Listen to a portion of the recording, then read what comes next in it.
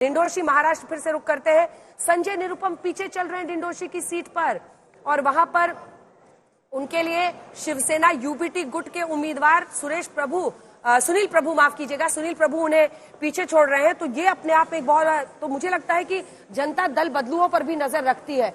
जो कुछ दिन पहले से तक राहुल गांधी, अभी हालांकि इंतजार करना चाहिए, मुझे लगता है मुझे ज्यादा नहीं बोलना चाहिए, कुछ ज्यादा नहीं बोलना चाहिए। उपचुनाव में भी जो बढ़त हासिल किए हुए उनके बारे में भी हम बता देते हैं। कर्नाटक में पहले बुधनी देख लीजिए, पहला राउंड खत्म हो चुका है वहां पर काउंटिंग का और 7,000 वोटों से लगभग कांग्रेस के जो प्रत्याशी हैं बुधनी से वो आगे चल रहे हैं। राजकुमार पटेल कर्नाटक बाय पोल जो है वहां से भारतीय जनता पार्टी के भरत बोम्मई लीड कर रहे हैं। जितेंद्र अवहाट जो है वो एनसीपी शरद पवार फैक्शन के वो मुमरा कालवा से लीड कर रहे हैं। एकनाथ शिंदे तो खैर हमने बताई आपको कि वो लीड कर रहे हैं, लगातार उनकी लीड बनी हुई है।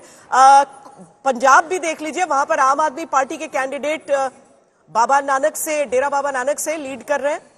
और इसी तरीके से उत्तर प्रदेश का जो क्षेत्र हम देख लेते हैं, उत्तर प्रदेश के जो 9 विधानसभा उपचुनाव की सीटों को देख लेते हैं, तो वहां पर भी अभी बड़ा दिलचस्प सा मुकाबला चल रहा है, जहां बीजेपी 2 और समाजवादी पार्टी 3 सीटों पर आगे दिख रही है। और बिहार उपचुनाव में इमामगंज से आरजेडी इस समय आगे है।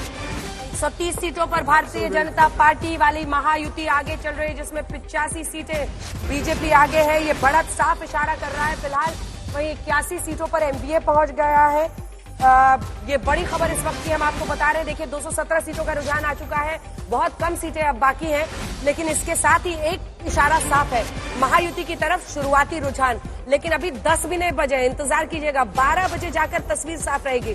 टेलीविजन स्क्रीन के आगे से हटिएगा मत। 86 सीटों पर बीजेपी आगे चल रही है और शिंदे साहब दूसरे नंबर की पार्टी बनते हुए दिख रहे हैं और तीसरे नंबर पर, और इसी हिसाब से चुनाव भी वहां पर लड़ा गया है। अगर आप देखिए 148 सीटों पर बीजेपी वहां पर लड़ी थी, 4 सीट उनके गठ सहयोगी साथी आरपीआई वगैरह के साथ, 19 उनके नेता जो या तो 14 शिंदे साहब के टिकट पर या फिर चुनाव चिन्ह घड़ी वाले पर लड़े थे, 5 उम्मीदवार बीजेपी के नेता।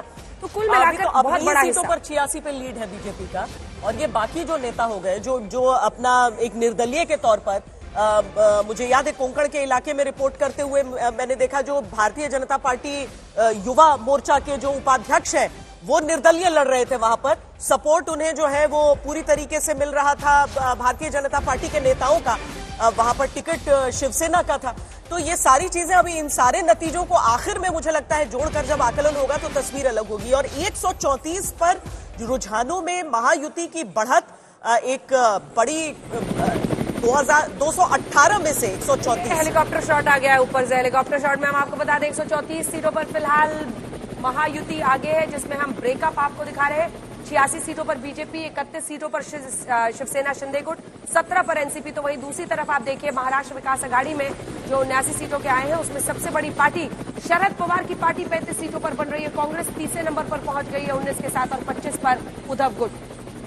कह रहे थे आप जल्दी से। मुझे ये कहना है कि अभी महाराष्ट्र के अंदर हम बहुत जल्दबाजी में ये ना करें कि इतने आगे हैं इसलिए आगे हैं, क्योंकि मैं कुछ और भी जगह देख रहा हूँ जहाँ ऐसा लग रहा है जैसे बिल्कुल बराबर की लड़ाई वहाँ पे चल रही है। वही देखिए एनडीए अब ऊपर हो गया है। झारखंड में अगर आप देखिए एनडीए आगे बढ़ गया है, 41 का नंबर छूना है और टिकना भी है। वैसे 38 पर पहुंच गया और बोलते बोलते 37 पर इंडिया गठबंधन आ गया है। लेकिन दूसरी तरफ अगर आप महाराष्ट्र में देखें तो एक ट्रेंड बरकरार दिख रहा है अभी, लेकिन 10 भी नहीं बचे हैं। बाजी कभी भी किसी भी वक्त पलट सकती है।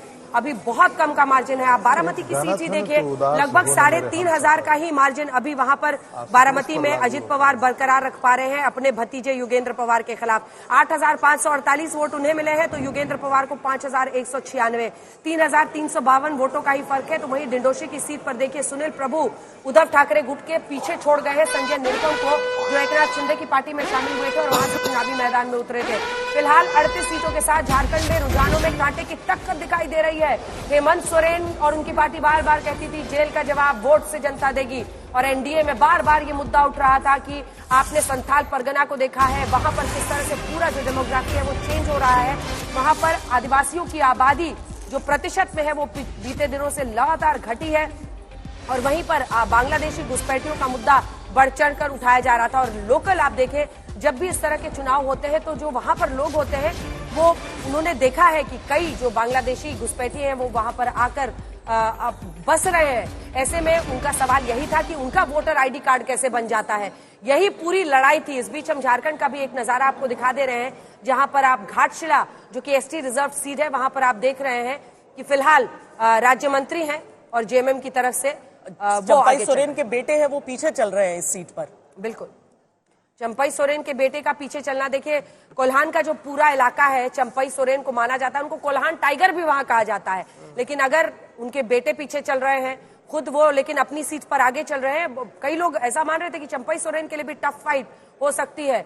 अर्जुन मुंडा की पत्नी भी पीछे चल रही है। अर्जुन मुंडा हालांकि जितनी सक्रियता उनकी इस चुनाव में दिखनी चाहिए थी उतनी दिखे नहीं, बल्कि मुझे लगता है शिवराज सिंह चौहान ने जो पसीना वहां पर बनाया, हेमंत बिस्वा शर्मा ने जो पसीना वहां पर की अपेक्षा बहुत ज्यादा था, बहुत ज्यादा उन्होंने मेहनत की है। और इसी के साथ साथ बाबूलाल मरांडी चुनावी मैदान में खूब उन्होंने मेहनत कसरत की, लेकिन उनकी बीवी देखिए अर्जुन मुंडा की पीछे चल रही है। लेकिन सोरेन परिवार की जो दोनों बहुएं हैं वो अपनी अपनी सीटों से आगे चल रही हैं। पार्टियां दोनों की अलग है, एक जेएमएम से एक बीजेपी से, लेकिन दोनों अपनी अपनी सीटों से कल्पना सोरेन और सीता सोरेन आगे चल रही है।